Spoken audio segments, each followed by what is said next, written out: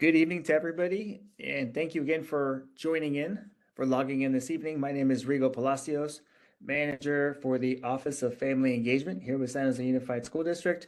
Welcome again to our School Site Council and School English Learner Advisory Committee overview and training. We call this a training because we try to provide as much information as possible about these committees so that if you are an active member of one of these committees, you have the information and background and context to be able to apply it as you begin your participation with these committees at your school site. So thank you again for joining us. And we really want to thank you for taking an interest in being part of these important school level committees. We begin all of our presentations with our San Jose by sharing our San Jose Unified School District vision. And that is to prepare today's students to be the thinkers, leaders, and creators of tomorrow. The work that we do collectively each and every day from the classroom to the district office is focused on ensuring that we are doing our best to prepare students for their next and future steps in not only in San Jose Unified, but also beyond as they begin their professional careers. And your participation in school committees helps provide input into decision-making that directly impacts our students.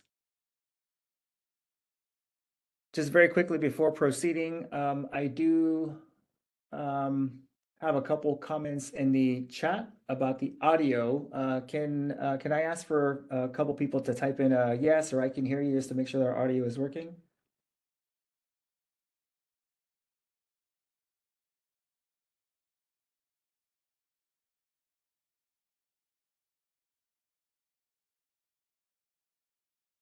Okay, I hope the sound is coming through. It looks like it may. Here and there, if you do encounter audio or visual issues, and if they don't resolve themselves very rapidly, you can log out, log back in. Typically that resolves the issue, but I'm hoping that we can make it through without any of those. So thank you very much to everyone for confirming there. So the goals for tonight's evening, we're going to share the purpose and function of the School Site Council and the school committee, the advisory committee for English learners, which we call SELAC or abbreviate to SELAC. We will also be reviewing meeting requirements with regard to the meeting structure and the processes, and review topics that might be discussed in meetings. We hope this information is helpful in your role as either a school site council or SELAC member, or simply if you're looking for more information, to learn more about the committees, or perhaps interested in just attending a meeting and sitting in and becoming familiar with the structure. If you have questions during the presentation, you can enter them in the chat, and I will work on answering questions if time allows at the end. And we are also recording this, and we'll make it available on our district website in the next few days. So before diving into the committees, I wanted to just point to studies that you may have heard or may have come across or may have been quoted or cited, in other school presentations along your career as a parent, attending parent presentations at school sites. But there are many studies linking parent involvement to positive outcomes for children in schools. And some of the outcomes include, those listed here on your screen: improved academics, increased school engagement, better social emotional development, increased feelings of safety, and a network of support for students. The increased connection that comes with parent involvement, the increased communication, and the familiarity that results with high levels of involvement contribute in various ways to result in these outcomes. When students know that their parents are aware of expectations, when they know that you understand their needs, and you show engagement, interest, and pride in their schooling, their motivation increases, leading to improvements in one or more of these areas.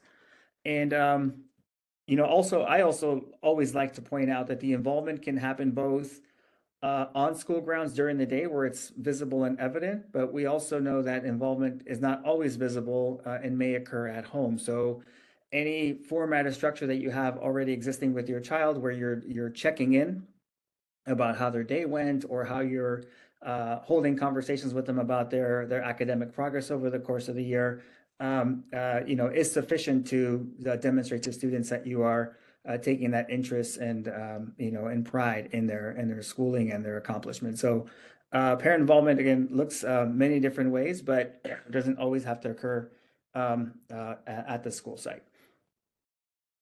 So with that, I'm going to begin with providing an overview of the school site council, and I begin with this one because this committee is required at every school site. The school site council is mandated in California Education Code, and it allows us to receive input from different stakeholders. There are two major responsibilities for the school site council. First is developing, monitoring, and measuring the effectiveness of the required school plan for student achievement, which we'll dive into a little bit later in this presentation. And all schools are required to revise this school plan every year. The school site council reviews the goals, the strategies, the proposed expenses in the school plan. They may also gather input from other advisory committees such as the SELAC committee and makes adjustments to the plan when needed. The school plan is reviewed and approved by the school site council typically in the spring of the previous school year. So our school site council's approved in May of 2025. And after the school site provides their approval, the school plans are sent to the Board of Education for final approval. The school site council is also responsible for the comprehensive school safety plan, and all schools must annually review, update, and approve this plan. The safety plan outlines the school's approach to safety, which is composed of three main areas, and those are building a positive climate, implementing student supports, and responding to challenging situations. And I'll explain a little bit more about the safety plan a little bit further on as well. In San Jose Unified, all school site council meetings take place in person. For elementary and middle schools, the school site council should be composed of 10 total members, 5 school staff and 5 parents. The staff on the council will include the principal, 3 teachers, and 1 other staff member, such as a counselor, office staff, or any other staff. Employees who work at the same school that their child attends cannot be a parent member on school site council, so they'll have to fulfill one of the staff or teacher roles. All of the council members, except the principal, are elected by their peer groups. Elections for the current school year took place in spring 2025, but elections may still occur this fall if there are any vacancies. Your schools will be sharing more information about how nominations and elections at your school will work if they're needed. And at smaller schools where enrollment is under 300 students, a smaller school site council composition is allowable. So at some of our smaller schools, we'll see councils that have 6 total members, 3 parents, and 3 school staff. For high school, school site council is composed of 12 total members, 6 school staff, and 6 parents and students. So on the staff side, we'll have the principal, 4 teachers, and 1 other staff member. And then the remaining half of the council will be 3 parents and 3 students. Once again, employees who work at the same school that their child attends cannot be a parent member on the school site council. And again, schools will be communicating with their parent community this fall if there are any vacancies that require nominations and elections. And similar to elementary and middle schools, if there are any schools under 300 at the high school level, then their council may be composed of the 6 minimum members. The principal's role in school site council is to provide guidance and direction. They will provide information to the council that will help with any discussions and decision-making that takes place. The principal is a voting member, excuse me, and is responsible for administering activities, programs, and any initiatives that are approved by the school site council as part of the school plan or the safety plan. For example, if the council approves funding for an after-school tutoring program, the principal must ensure that it is implemented and then must also provide periodic updates on the program and student progress to the council. Even though the school site council has 10 or 12 members that comprise the full council, within that membership, there must also be 3 officers from within the members. And those 3 roles are a chairperson, vice chairperson, and a secretary. The chairperson is recommended to be a parent member, and they will preside over the meetings, leading the council through the agenda and working with the principal to prepare for the meeting. The chairperson also ensures that the meeting is orderly and follows the agenda and the established meeting procedures.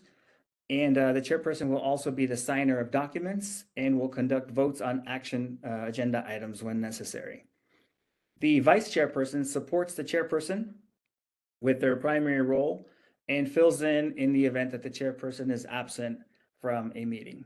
And then the secretary will be the person who will be maintaining the meeting notes, so taking notes and documenting the actions of the that take place during the course of the meeting and any other records that must be kept by the school site council.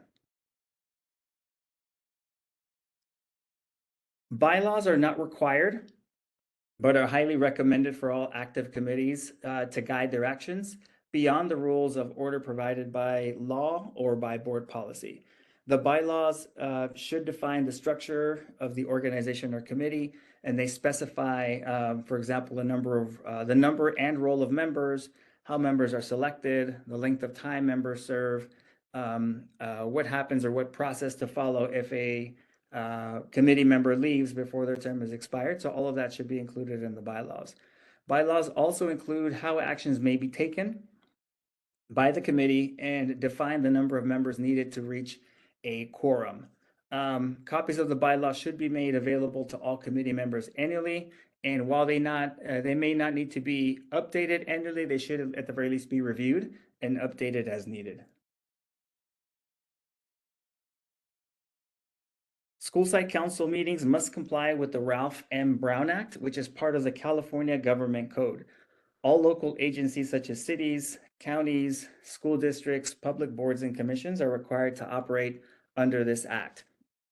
The purpose of the Brown Act is to ensure that public agencies deliberate and take actions openly to keep people informed.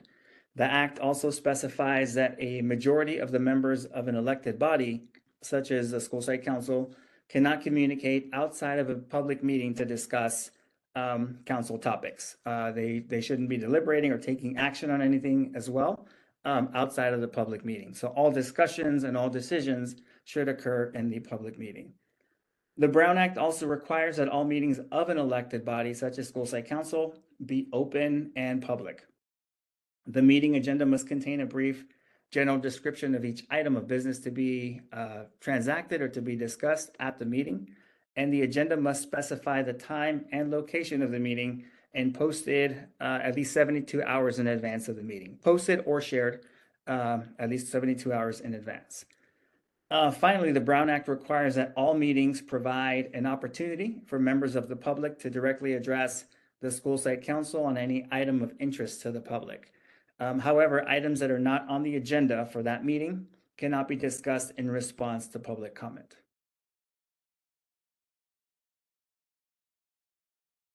School site council meetings must also follow Robert's Rules of Order, which outline procedures to assist an elected body to accomplish its work. Robert's rules specify how to run a meeting in a fair, efficient, and orderly way, and it outlines procedures to follow to move through the meeting agenda. Agenda items that are action items must follow a specific procedure to be a legitimate action taken by the school site council. Examples include approving the agenda for the meeting, approval of the meeting minutes, approval of a specific plan that is proposed, etc. The first step in an action item is for a committee member to make a proposal or a motion for that item. Then a second member of the committee must second the motion before proceeding with discussion or vote. The committee can then discuss and or vote, and they'll vote either in favor, to oppose, or to abstain from the item. School principals do have access to guides, which they can provide to their committee members, which can help with Robert's rules and language to guide motions, discussions, and votes. All item motions, discussions, and voting results are documented in meeting minutes for future reference. The school site council is also required to keep records, including the meeting agendas, meeting attendance, meeting minutes or notes, and any documentation related to school site council nominations, elections, bylaws, and any training materials used. These documents must be kept for a minimum of 3 years, and all records are stored and managed digitally by school and district staff. The agenda specifies which topics will be discussed, presented, and voted on during the school site council meeting. Each topic is its own agenda item, and these agenda items may be informational or actions. Informational items may include a presentation or a discussion, which does not require a council vote. Action items are those that require the council to vote in order to move it forward. For a vote to be taken, more than 50% of the committee must be present. The meeting minutes are the notes of what happened during a meeting. They follow the agenda and include a brief summary of the discussion and/or of the actions taken. The minutes also provide a written record of the meeting for anyone choosing to review those. And minutes should include the members in attendance, summaries of discussions, summaries of the motions, and any voting results. So to understand the role of the school site council, it is also important to have an understanding of how schools receive their funding and how they are held accountable. In California, the state has a model called the Local Control Funding Formula, or LCFF, that determines a base level of funding that each school district should receive. The calculations may be based on a variety of factors, including the number of students the district serves or property taxes. Schools and districts who need more support receive additional or supplemental funds. San Jose Unified then develops the Local Control Accountability Plan, or LCAP, which is a required plan that all school districts must review and update annually. The LCAP outlines how San Jose Unified's funding will be used to support the strategic plan of the district and its initiatives. Parents, students, and public input is used in developing and refining the LCAP.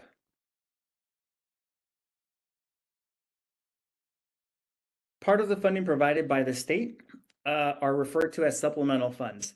These funds are in addition to the base funding provided by the state, and they can only be used to support certain programs and certain activities, so they're restricted. Supplemental funds are calculated by looking at three student groups specifically, and their proportion to the total number of students. English learners, homeless and foster youth, and low socioeconomic status students. Supplemental funds are intended to provide additional supports and enrichment to these students. In addition to state funding, school districts also receive money from federal programs. One of the biggest federal programs that supports San Jose Unified is Title I. Title I provides additional funding to schools with at least 40% of their students who qualify for free and reduced price meals to help students meet the state's academic standards. Title I funds are also restricted, which means they can only be used for supports, services, and materials that have a direct connection to student achievement. We currently have 26 Title I schools in San Jose Unified, and each one will be communicating their status to families during the course of the next couple of weeks and how the Title I funds will be used at each of their schools.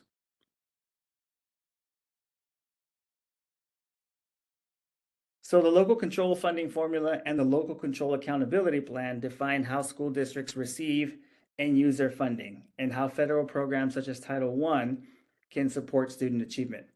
Each school then will use their template for the school plan for student achievement to define the school's goals and how the funding will be used to support those goals, those identified goals. Once the goals are discussed, reviewed, and approved, the council monitors the progress of the included actions to determine how the school is progressing toward meeting its overall goals and for specific student groups, such as English learners or perhaps students with disabilities and others. The school plan includes various sections that cover instructional areas, family engagement, school climate, as well as the school budget. The council is also responsible for review and approval of the comprehensive school safety plan. The safety plan outlines the school's holistic approach to safety, which is comprised of three main areas: building a positive climate, individual supports, in responding to challenging situations. The plan explains the school's approach to each of these key areas and the emergency protocols and steps that should be taken in a variety of emergency situations. California Education Code outlines the requirements and information required for the safety plan, which is to be reviewed and updated each year by the school site council. Many components of the safety plan are developed and updated by San Jose Unified District staff in consultation with other agencies, including the San Jose Fire Department and the San Jose Police Department. Schools will provide more specifics during their school site council meetings about how each of the areas listed here are implemented and managed at the school site. And I believe the safety plan conversations for this school year should happen sometime during the fall. So now that we've learned about the school site council, I'm going to transition into a quick overview of SELAC. By highlighting some of the differences, there are several components that are very similar to school sites, so I'm going to breeze through those specific slides much more rapidly, but I'll point out some of the differences between the two committees and also how they work together. So in addition to the school site council, schools with at least 20 students who are designated as English learners or students learning English as a second language also must have a school English learner advisory committee. This committee, initially at the beginning of the year, at the beginning of its meetings, conducts a school needs assessment that looks at the assessment data for English learners.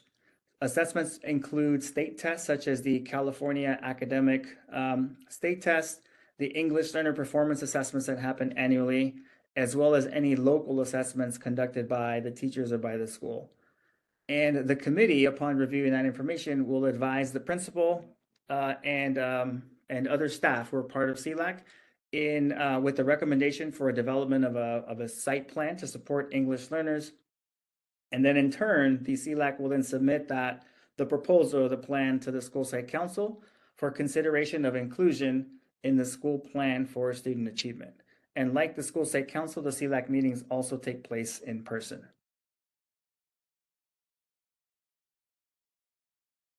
With the SELAC, we see here the pie chart that represents the composition of the committee. Unlike school site council that specifies a specific number of parents and staff, the SELAC is a little bit broader. It's more open, but it is composed of the school principal, school staff, and parents. Both parents, even though it's focused on English learner students, both parents of English learners and non-English learner students can attend the meetings and be part of SELAC, to learn more about the discussions. But the parents and guardians of the English learners, when we take a look at the next couple slides and we're looking at the officers, those must be represented by English learner families. The staff on SELAC can be teachers or any other staff, which again may include a counselor, office staff, family liaisons are typically part of the SELAC committee, or any other staff who works at the school site. The elected SELAC members, similar to school site council, include a chair, vice chair, and secretary, and those are elected by English learner parents or guardians. And again, schools will be sharing information about nominations and elections as we get started here this school year. Similar to school site council, the principal's role is really to provide guidance and direction to the SELAC's work. Once again, the SELAC is not necessarily a decision-making body, but the conversations and votes that may occur there will be to approve a proposal to be provided to school site council to support English learners. So they might propose use of funds for a particular activity or a particular support to provide to those students. The officer roles are very similar, so we'll have a chairperson, vice chairperson, and secretary on the SELAC committee. The SELAC committee also has bylaws in place to ensure that there's guidance and policy around the specifics of the committee. SELAC meetings also follow the Ralph M. Brown Act, so they're open public meetings. The agendas are posted well in advance, and they must also provide opportunities for public comment. The SELAC meetings also follow Robert's Rules of Order. They also document their agendas, their meeting minutes, elections, and election documentation, and everything else, just like SELAC, just as School Site Council does. And then they also utilize an agenda, and will document meeting notes for each meeting. Excuse me. The meeting topics may vary from the topics that are covered in School Site Council. There are two required topics that SELAC must work through every year. At the beginning of the year, they will select a DLAC representative who will represent the English learners for that school at a district level committee. So it is an English Learner Advisory Committee at the district office that meets once a month. So part of their one of their tasks at the beginning of the year will be to select that DLAC representative who will attend the district meetings and then come back to the SELAC meetings monthly to report on the topics or the information that was shared at that meeting. The other important topic that is covered is around school attendance. So the committee will spend a meeting with school staff, with the school staff providing information about the importance of regular school attendance and gathering input from the committee about how the school might work to improve attendance at the school site. So seeking input for strategies and any other actions that can be put in place to help motivate and increase attendance at school. SELAC may address some additional topics over the course of the year, and those topics might be suggested by the school staff, the principal. They can also be proposed by the SELAC committee members. And the topics will be discussed throughout the course of the year, in addition to the required topics that I previously shared. So that overview is much quicker, again, because there are so many similarities to the meeting structure.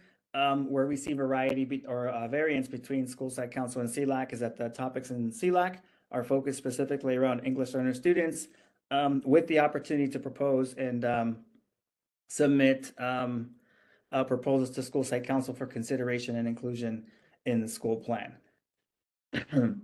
At some schools, the SELAC, again, because they can work together, the SELAC will sometimes choose to delegate its responsibilities to the School Site Council. That may occur because there are a smaller number of English learner families at some of our schools, and from a pool of 20 or 30, it might be hard to bring a committee together on a monthly basis. In other cases, again, we have small schools where the parents interested in joining SELAC and School Site Council are the same parents. So then the SELAC will delegate its responsibilities to School Site Council because it would be the same parents meeting anyway. So whatever the case might be, when this happens, the School Site Council then takes on the principal SELAC tasks. And those include conducting the needs assessment at the beginning of the year, reviewing the data for the English learners, and determining what needs are presented by the data to support English learners in moving forward academically.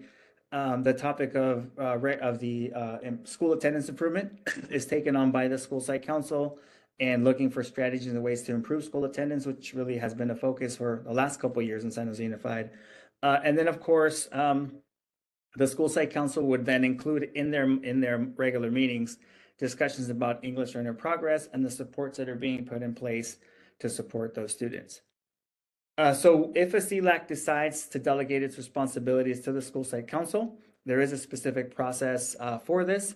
So the SELAC, the school would need to communicate to their English learner families the opportunity to join the SELAC committee. And that typically happens in the fall. So the families are provided an overview of what SELAC is, so they have an understanding. And then from within the group, amongst the English learners in the school, there will be nominations for candidates, and then elections to select the officers of SELAC. And once elections for SELAC members are held, the SELAC can come together for one meeting. The SELAC officers will come together for one meeting, a public meeting, and then discuss and vote to whether to delegate responsibilities to school site council. So again, there is that opportunity. Many schools will hold their SELAC and school sites independently, and then they work together. They communicate. And again, at other schools, the SELAC does take on or does decide to delegate over to school site council because of the some of the factors that were outlined earlier on. So schools will be again holding these discussions over the next. They may have already begun, but over the next few weeks to establish their either their committees or their school site council that will be picking up the SELAC responsibilities if that's the decision that was made. So the focus of this evening was primarily school site council and SELAC to have a better understanding again of what those committees will be discussing. Again, provide an overview of the structures that they have. All of this information is available to principals, so they will be able to share Robert's Rules of Order, agenda templates, everything else, bylaws, anything else that I touched upon here. They will be able to provide copies of that if you are a member of one of the committees.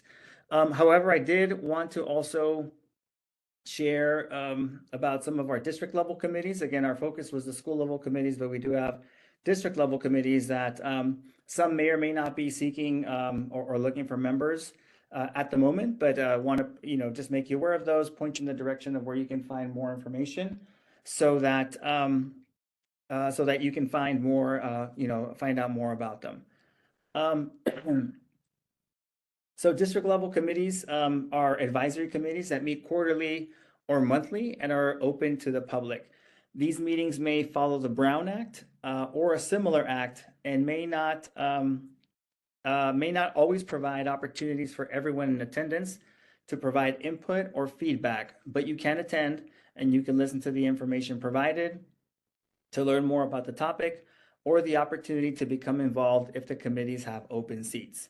Each committee is designed for a specific need and may be a temporary or standing committee. So this is a quick overview of the district level committees that we have available currently. So the advisory committee on use of San Jose Police Department officers is a committee that's been in place for several years now, and it reviews San Jose Unified's use of SJPD officers and is working to identify non-law enforcement options that could be implemented for school safety. Second, we have the Budget Advisory Committee, which advises San Jose Unified on budget goals and objectives. Third is the DLAC, which I spoke about earlier. So it's the District English Learner Advisory Committee, which reviews the district plan for English learners, reviews how English learners are identified, how they're supported, and really an in-depth opportunity to learn more about how San Jose Unified supports English learners along their trajectory as they're acquiring language. The Parcel Tax Oversight Committee reviews the district's use of revenue from the Measure Y parcel tax, which was approved in 2016. So this one is actually on its way out, but this year I believe will be the final year to close out their final review of the use of those funds. And the committee ensures that the intent of the voters who approved the measures was met with the use of the funds over the last 8 years. And then we have the Voluntary Integration Plan, which is a committee that reviews integration activities occurring within San Jose Unified, ensuring that enrollment, transportation, access to academic programs, and more are occurring to allow for integration of students. And the final one we have listed here is the Citizens Bond Oversight Committee. This committee is newly formed because we had Measure R that was approved in November 2024. And again, similar to the Parcel Tax Oversight Committee, they will be reviewing actions to ensure that the intent of the voters who approve this current measure, again, are being met as intended. To find out more information about these committees, you can visit our San Jose Unified website. So a couple options here. You can either use the search bar at the top of in the upper right-hand corner, and then type in the committee that you happen to be searching for. So voluntary integration plan, the district English Learner Advisory Committee, etc. The search feature is very accurate and very robust, so it should be one of the first or second options that you see pop up there, and you can follow the link to read more about that particular committee. The other option is to click on the calendar at the bottom of the page there, and the calendar will guide you towards the web calendar available on the San Jose Unified District website. All of the district level committees meet on Mondays. And on Mondays, as you're looking through the Monday offerings, you'll be able to see the different meetings listed there. So on August 25th is the first Parcel Tax Oversight Committee meeting. It provides there the time and location of the meeting, and as you scroll through to September, October, you'll be able to see when the other committee meetings happen, along with everything else that we're offering centrally. So we see there, today's date, the leadership webinar in English. Tomorrow we have one in Spanish. We have a couple other events scheduled in the next couple of weeks also to provide our families more information to support their students. So 2 ways there that you can find out more information about the committees. And there typically will also be a contact number or email there in case you are interested in, again, all of these Monday committee meetings, district level committee meetings are open to the public. In terms of membership, there should be a contact on each one of them that you can reach out to in the event that they are looking for, they have a vacancy that they're looking to fill, and you happen to be interested in that particular committee. You can also email our Family Engagement Office, and I'd be happy to point you in the direction. If there's a particular committee you'd like to learn more about, I can point you in the direction of the staff who can provide more information, or if there are vacancies, that can provide a little bit more, more in-depth description of the committee, let you know the roles and responsibilities of its members, so that you can make a decision there whether to either throw your name in the hat, so to speak, to be considered for one of those committees.